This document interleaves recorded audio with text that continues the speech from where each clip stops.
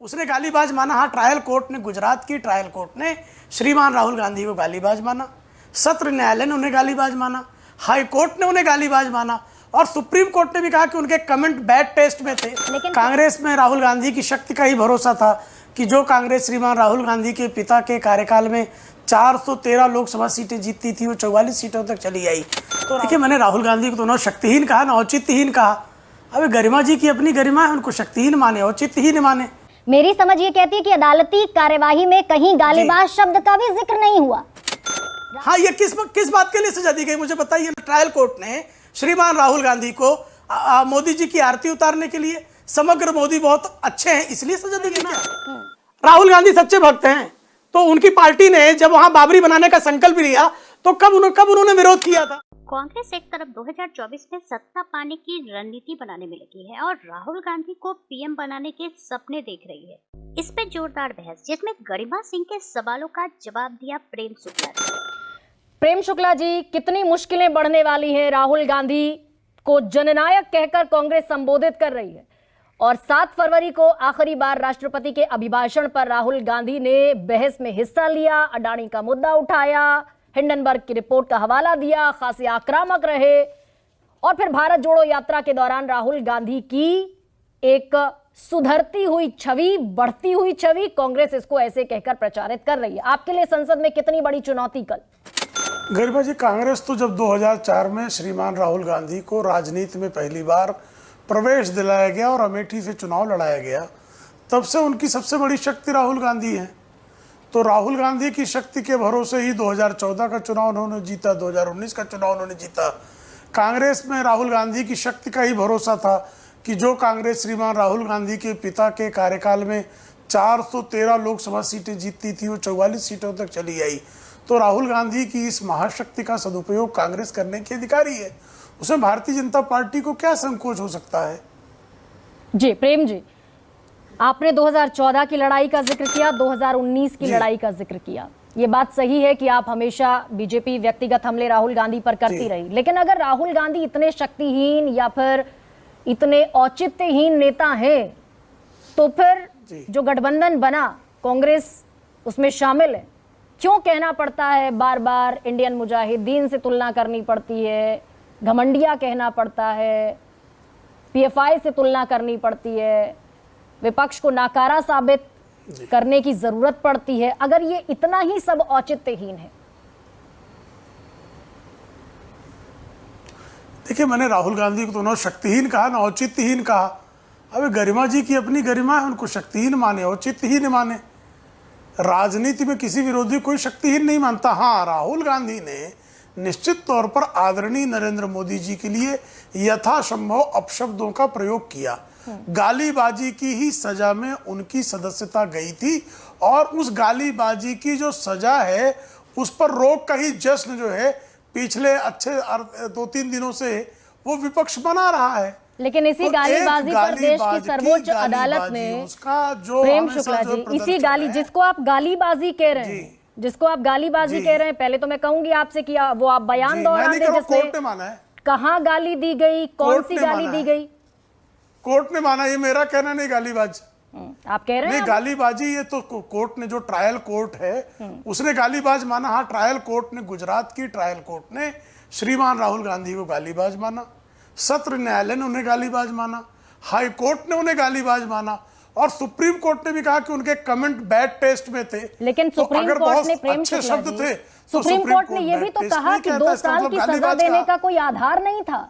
जज साहब, हालांकि मैं व्यक्तिगत टिप्पणी नहीं करना चाहती, लेकिन सुप्रीम कोर्ट ने ही कहा कि 2 साल की सजा देने का कोई आधार नहीं बता पाए। गरिमा जी ऐसा नहीं कहा, मेरे पास पूरा जजमेंट है। गरिमा जी ऐसा नहीं कहा। उन्होंने ये कहा कि आपने आधार स्पष्ट नहीं किया। हाँ, मैं जजमेंट की बात करूं, मैंने भी जजमेंट पढ़ा है और गलती से मुझे भी पढ़ना लिखना आता है। नहीं, आप बड़े गंभीर, कृपा करके आप समझ लीजिए, बड़े गंभीर पढ़े लिखे। सुप्रीम कोर्ट ने कहा कि हाँ नहीं, गालीबाजी के लिए नहीं, इसीलिए गरिमा जी, गालीबाजी के लिए जो सजा दी गई वो मैक्सिमम पनिशमेंट क्यों दिया, इसको जो है ट्रायल कोर्ट ने स्पष्टता से, इसका जो है विस्तार से वर्णन नहीं किया। सुप्रीम कोर्ट ने ये कहा कि जो बैड टेस्ट में कमेंट श्रीमान राहुल गांधी ने किया, उस बैड टेस्ट यानी गाली के कमेंट के लिए उसको महत्तम सजा क्यों दी गई ये स्पष्ट नहीं किया गया। ये नहीं कहा गया कि सजा का आपने कोई आधार ही नहीं दिया, महत्तम सजा को जस्टिफाई नहीं किया। सिर्फ इतनी बात सुप्रीम कोर्ट ने कही है, ये मेरी समझ है। इसके अतिरिक्त अगर आपको कुछ लगता है समझ लेकिन प्रेम शुक्ला जी, मेरी समझ तो ये कहती है कि अदालती कार्यवाही में कहीं गालीबाज शब्द का भी जिक्र नहीं हुआ। राहुल गांधी को क्या वर्डिक्ट में ये कहा गया गालीबाज शब्द ने तो गाली पर ही तो कहा, सजा दी जा रही है गालीबाज। हाँ, ये किस बात के लिए सजा दी गई मुझे बताइए। ट्रायल कोर्ट ने श्रीमान राहुल गांधी को मोदी जी की आरती उतारने के लिए, समग्र मोदी बहुत अच्छे हैं इसलिए सजा दे दी क्या?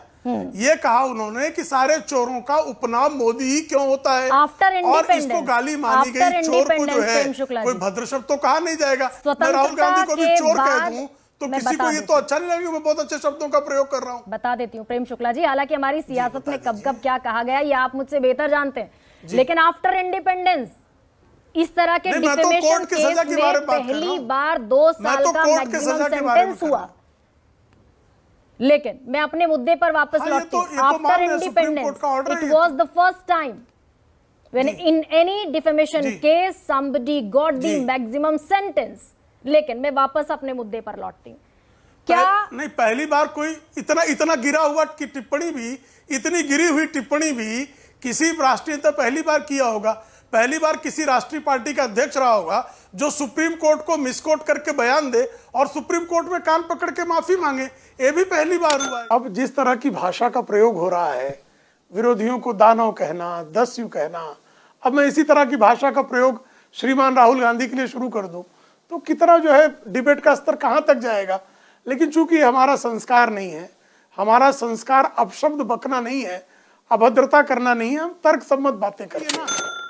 राहुल गांधी सच्चे भक्त हैं, तो उनकी पार्टी ने जब वहां बाबरी बनाने का संकल्प लिया तो कब उन्होंने विरोध किया था?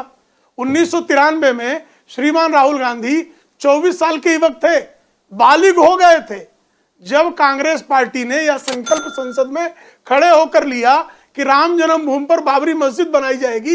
राहुल गांधी ने कब विरोध किया? अयोध्या कब राम जी का जन्म दर्शन करने गए? कब कपिल सिब्बल को उन्होंने रोका कि आप अटकाइए, लटकाइए, भटकाइए नहीं? कब उन्होंने अंबिका सोनी को इस बात के लिए फटकारा कि राम काल्पनिक पुरुष नहीं है, मेरे इष्ट हैं? ये कभी आपने सुना? कब? और उल्टा तो कह रहे थे जर्मनी में जाके भारतीय संस्कृति के कारण जो है नारियों पर अत्याचार होता है। वो तो कह रहे थे कि यहाँ आतंकवादियों से अधिक हिंदुओं को खतरा है और मंदिर वो लोग जाते हैं जो लड़कियां छेड़ते हैं। ऐसा राम भक्त तो मैंने पहली बार देखा जी।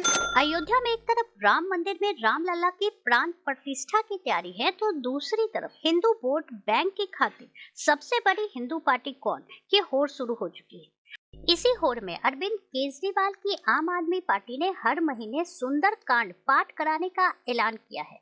अरविंद केजरीवाल की पार्टी की ओर से किया गया ऐलान AIMIM के प्रमुख असदुद्दीन ओवैसी को रास नहीं आया।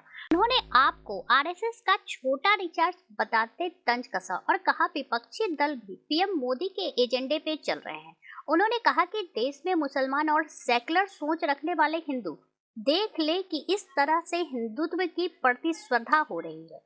इस डिबेट को लेकर आपके क्या विचार है हमें जरूर बताएं। हमारे साथ जुड़े रहने के लिए चैनल को लाइक एंड सब्सक्राइब करना ना भूलें।